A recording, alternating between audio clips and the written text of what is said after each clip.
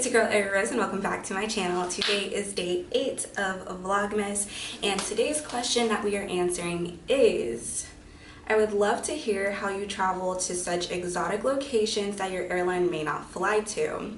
Do you pay a discounted fare? Are you standby? Is it by seniority or first come first serve? Thanks a bunch and happy Vlogmas. So thank you for the question, and I was like, this is something I have to answer because y'all know I love traveling, but not just traveling myself, I love bringing y'all with me or helping y'all do it as well. So this is the breakdown, and if you still have any questions on this, make sure to leave a comment in the comment section below. During Vlogmas, I'm answering all of your questions, so even if your question has nothing to do with this video in particular, I will get to it. Just leave a comment in the comment section below. Before we get into it, make sure you like, comment, and subscribe. We're on the road to 10K in the sky, fam, okay? And let's get into it.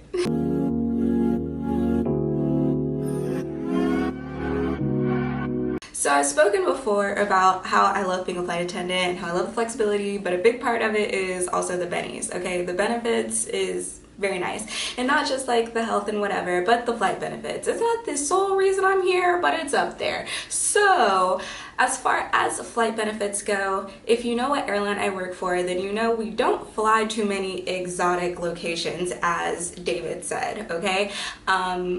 We fly to maybe 5 international destinations, and they're all within North America, the Caribbean, in Central America. So outside of that, and clearly I go to much further places than that, we personally do not fly them. The thing within the airline industry is that we all kind of have reciprocal benefits on one another. So domestically, I can fly on just about anybody for free. Now this works because think about how I'm a commuter, right? So basically the airlines work together to get their employees to where they need to be, especially when it comes to domestic locations. When I'm commuting for work, like when I'm flying Atlanta to Chicago, I'm not paying for that flight. It's not coming out of my pocket.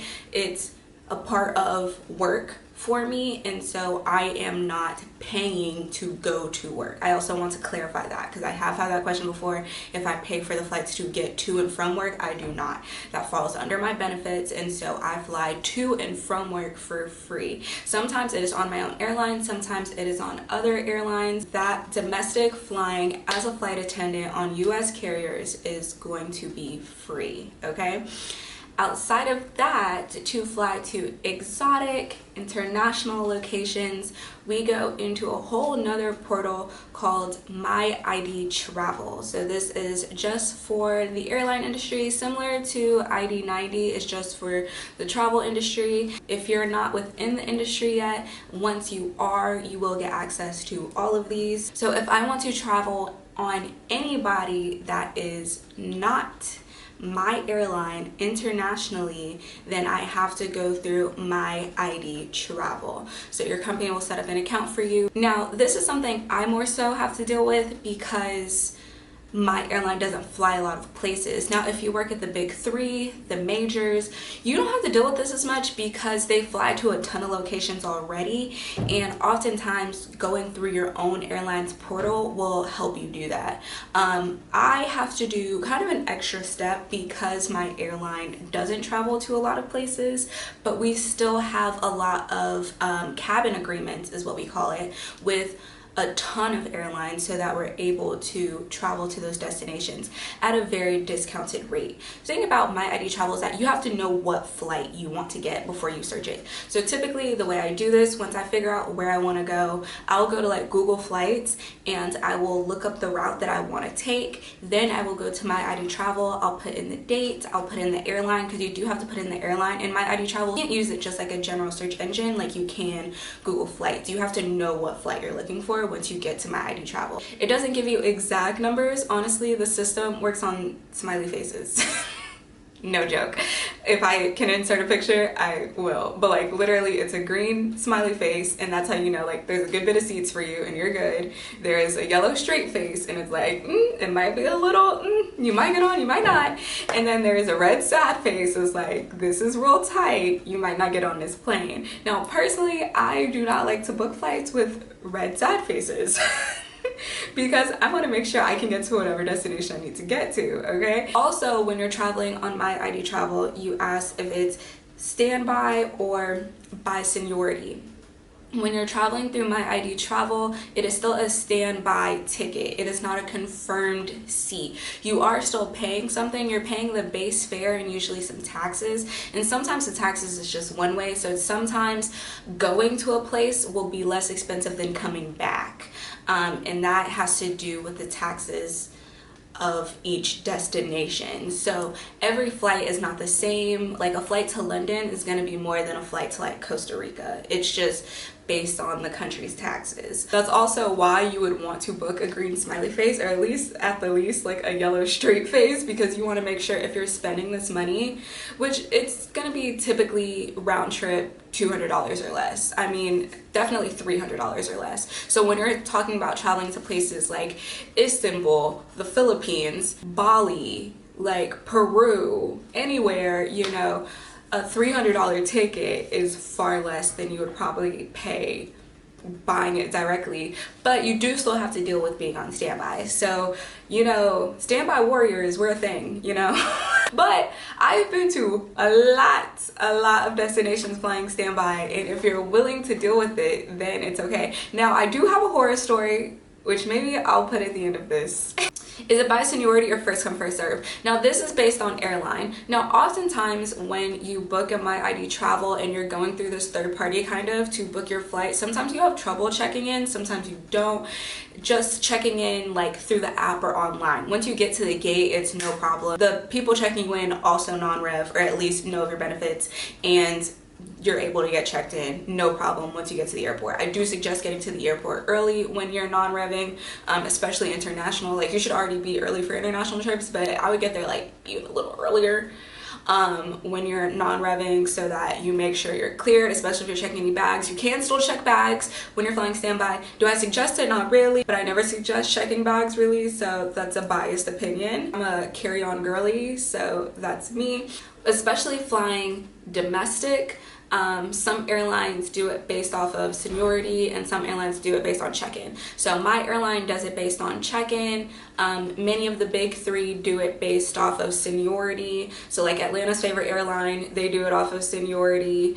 Other of the big three do it based off of check-in, and some kind of do it on a mixture of both. So, and then there's also sometimes like hierarchy of if you're an employee, if you're on a buddy pass or things like that. My ranking on one of the main lines is like literally one of the lowest possible when I book through My ID Travel for an international flight. So that means there's all these other people that have higher rankings above me that would get cleared before me. So that doesn't necessarily have to do with seniority, I believe, and it doesn't have to do with check-in time. It's just their own system. If you get on, you get on. Like, it is what it is. Just make sure there's seats. That's all you gotta do, is make sure there's seats, okay? You can also use Staff Traveler. I've talked about Staff Traveler in my commuting vlogs. I've used that for international. Like I used TAP Air Portugal to go to Portugal and back, and I was able to put it in Staff Traveler. I booked that through My ID Travel, but I put it in Staff Traveler and someone answered it within like 24 hours. You can still use that. I don't think all airlines are very privy to Staff Traveler. Some airlines that, like KLM,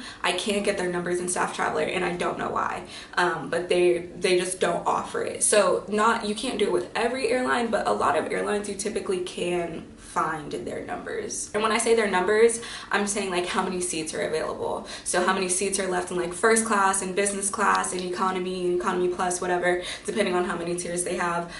There's like a breakdown of all of that if they have those options. I really hope y'all use your benefits. Like I personally don't understand how people are there for forever and ever and never use their benefits, but that's not for me to understand. Clearly they love their job and I love that for them. I love my job, but I'm gonna use these bennies, okay? I really hope that that explains it. So we do get a very discounted rate, as I was saying. Yes, you do. You pay a fraction of the price of flights. A very big reason why I'm able to travel as much as I do, because the cost of my travel is significantly lessened because of my airfare. Like your airfare and accommodations are typically your largest expenses. And if I'm able to cut down on my airfare, which I always am, and then accommodations, if I'm typically working with the property, then I'm paying much less in order to get somewhere than if I was having to outright pay full blown for both of those things. So that is some transparency there, okay? personally, my airline, we have cabin agreements with a lot of companies. Like, we can fly on basically every domestic airline, but when it comes to international airlines, we can fly on like Philippine Air, we can fly on TAP Portugal, Air Portugal, we can fly on Emirates, we can fly on Qatar, we can fly on a lot of different airlines. I flew Emirates to Dubai for my birthday in January, which I am still working on that vlog and I'm sorry. Anyways, I've flown Qatar. And speaking of Qatar, I think I've answered everything. And I'm going to tell y'all my horror story of non-revving. So I hope I answered your question on how I get there, if it's at a discounted fare, if I'm flying standby, or if it's seniority or first come first serve. Y'all know I'm here to help y'all out, so help me out please, and like, comment, and subscribe. We're on the road to 10K. If you have any questions about anything, travel, flight attendant life, group trips, anything at all, make sure you leave a comment in the comment section below. Until tomorrow, bye Sky fam.